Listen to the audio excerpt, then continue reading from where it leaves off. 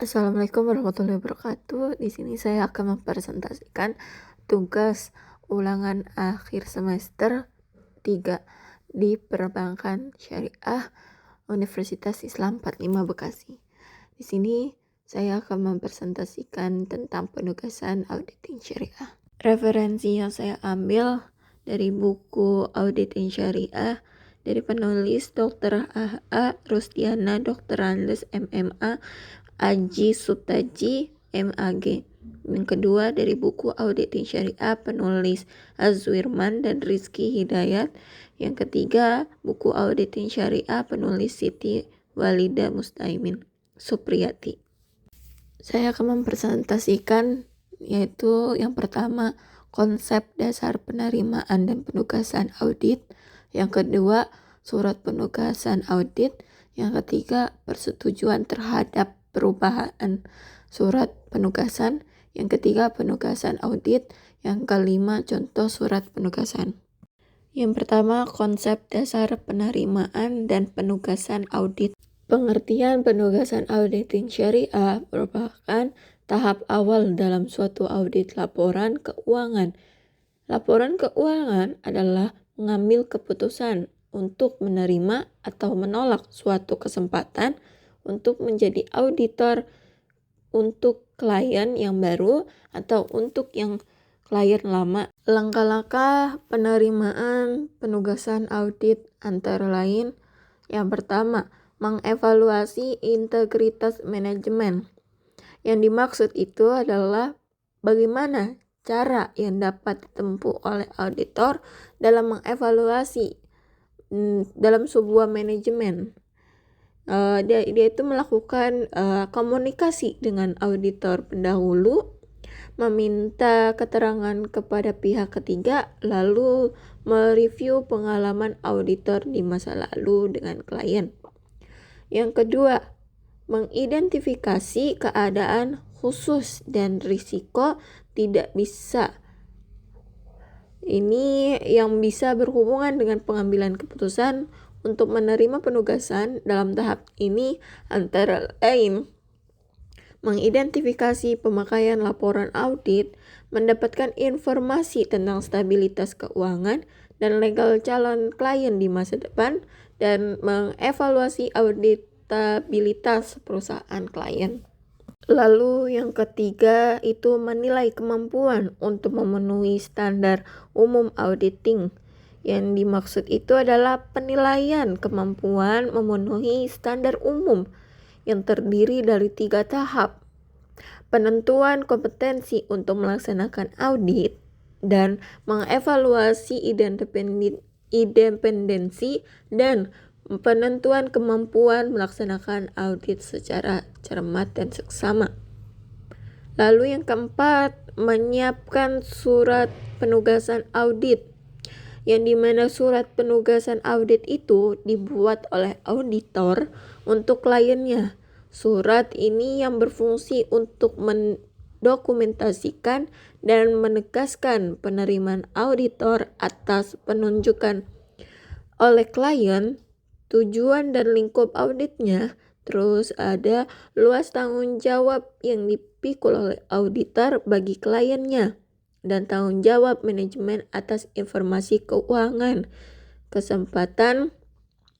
kesepakatan mengenai reproduksi laporan keuangan auditan, kesepakatan mengenai penugasan, dan fakta bahwa audit memiliki keterbatasan, bahwa kekeliruan dan ketidakberasan material tidak akan terdeteksi. Yang dimaksud itu adalah kesanggupan auditor untuk menyampaikan informasi tentang kelemahan dalam suatu audit, akses ke berbagai catatan, dokumentasi, dan informasi lain yang diharuskan dalam kaitan dengan audit, kesempatan mengenal atas penentuan fee audit. Lalu saya akan membahas tentang surat penugasan audit. Surat penugasan audit dikenal dengan sebutan audit engagement letter, yang berisi yang pertama tujuan perjanjian antara auditor dan perusahaan. yang dimana itu mengenai ikhtisar atau pemeriksaan laporan keuangan.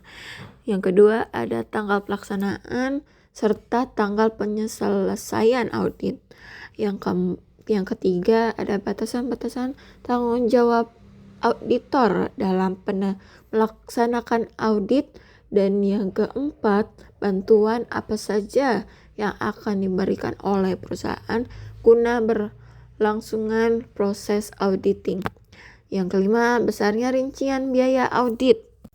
Lalu di sini ada surat penugasan yang dibuat oleh auditor untuk kemudian dimintakan tanda tangan klien.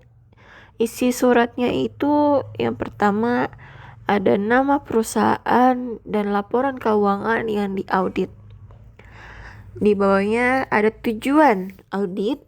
Yang ketiga, acuan pelaksanaan audit, misalnya SPAP.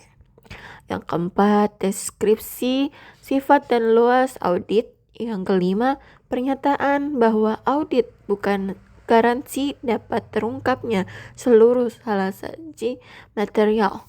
Dan keenam, penegasan bahwa laporan keuangan adalah tanggung jawab manajemen. Lalu pernyataan bahwa manajemen bertanggung jawab untuk menerapkan sistem pengendalian intern dan memendai. Dan yang ke-8, pernyataan bahwa manajemen kemungkinan akan dimintai surat pernyataan tertulis. Yang ke-9, menjelaskan tentang jasa di luar audit seperti konsultasi, manajemen, penyusunan sistem informasi akuntansi. Lalu yang ketiga, saya akan menjelaskan persetujuan terhadap perubahan surat penugasan. Mungkin menerima penugasan untuk beberapa periode audit tentunya dengan memperhatikan ketentuan tentang rotasi KAP. Jika tidak ada perubahan, auditor wajib menilai apakah ada kebutuhan untuk mengingatkan kembali syarat-syarat berkaitan audit yang disepakati. Lalu apa sajakah syarat-syarat ini? Syarat-syarat yang dapat ditegaskan kembali tanpa perlu meminta surat perikatan audit baru untuk setiap periode audit. Namun surat perikatan audit perlu direvisi jika terjadi perubahan keadaan seperti yang pertama, setiap perubahan syarat penugasan atau perlakuan syarat penugasan yang khusus untuk periode tersebut. Yang kedua, ada perubahan dalam manajemen senior baru-baru. Ini perubahan disignifikasikan dalam kepemilikan entitas. Yang ketiga, perubahan signifikan dalam sifat atau ukuran bisnis dari sebuah entitas yang bersangkutan, dan lain-lain. Jika permintaan untuk mengubah syarat penugasan memang layak, surat penugasan baru, revised engagement letter, dapat dibuat atau perjanjian tertulis lainnya diperoleh oleh KAP. Sebaliknya, jika auditor tidak dapat menyetujui perubahan surat penugasan dan tidak diizinkan oleh manajemen untuk melanjutkan audit dengan syarat semula, auditor wajib mengundurkan diri. Withdraw from the audit engagement dari peratikan audit jika pengunduran diri dikemungkinan oleh ketentuan perundang-undangan yang berlaku. Yang kedua, menentukan apakah ada kewajiban berdasarkan kontrak atau kewajiban untuk mengundurkan diri dari KAP kepada pihak lainnya, pemilik atau regulator. Lalu yang keempat, saya akan menjelaskan perencanaan audit.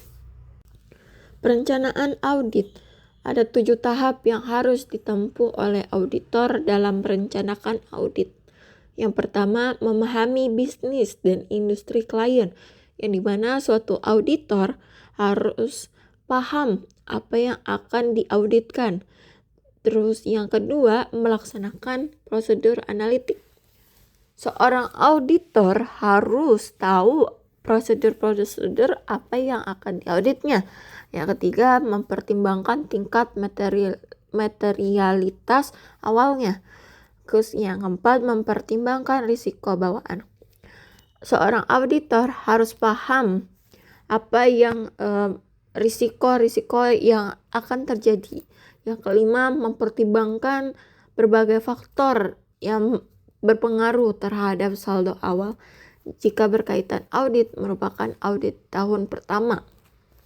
Yang keenam, mengembangkan strategi awal audit terhadap asersi signifikan. Yang ketujuh, mereview informasi yang berhubungan dengan kewajiban legal klien. Lalu saya akan menjelaskan contoh surat penugasan. Contoh surat penugasan itu yang pertama contohnya Kantor Akuntan Publik Budi Mulia. Yang satu itu jelas harus ada nomor. Yang kedua, halaman suatu surat penugasan audit misalnya. Terus yang ketiga, lampiran. Dan yang keempat, kepada yang terhormat dicantumkan nama pengirim atau nama pengirim. Lalu ada yang nomor 5, Direktur PT Raja Sempurna. Yang keenam, Jalan Petang Puluhan nomor 22. Dicantumkan alamat, lalu dicantumkan nama direkturnya. Yang ketujuh, alamat. Misalkan Yogyakarta. Terus yang ke-8, dengan hormat. Penutupnya. Yang dimaksud itu adalah melalui surat penugasan audit ini, yang dimaksud menginformasikan ulang secara tertulis kepada atasan penunjukan GAP, misalkan Budi Mulia sebagai audit laporan keuangan PT Raja Sempurna untuk periode yang terakhir, misalkan di tanggal 31 Desember 2011 atau 2025. Terus yang kedua, kami akan mengauditkan laporan posisi keuangan PT Raja Sempurna per 31 Desember 2025 misalkan. Serta laporan laba rugi komprehensif dan laporan perubahan ekuitas serta laporan arus kas untuk periode yang berakhir pada tanggal tersebut. Tujuan auditnya itu untuk memberikan pendapat atas kewajaran laporan keuangan. Terus dalam segala hal yang material sesuai dengan standar akuntansi keuangan yang berlaku.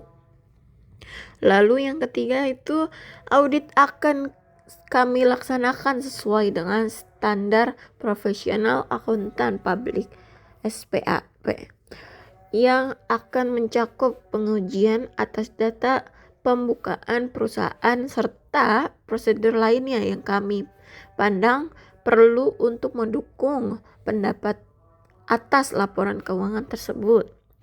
Lalu yang keempat, jika kondisi di lapangan membuat tidak mampu menyelesaikan audit atau mendapatkan bukti yang memandai kemungkinan akan menolak untuk memberikan pendapat atas laporan keuangan. Itu termasuk mengeluarkan laporan hasil audit. Lalu prosedur audit yang akan mencakup pengujian bukti dokumenter, pengujian bukti fisik, serta konfirmasi ke pelanggan, kreditur, dan bank yang semuanya akan dipilih secara random. Pada tahap kesimpulan audit, kami akan meminta pernyataan tertulis untuk manajemen tentang laporan keuangan dan berbagai hal yang terkait. Itu contohnya. Yang pertama, konsep dasar penerimaan dan penugasan audit. Oke teman-teman, terima kasih sudah menonton videonya.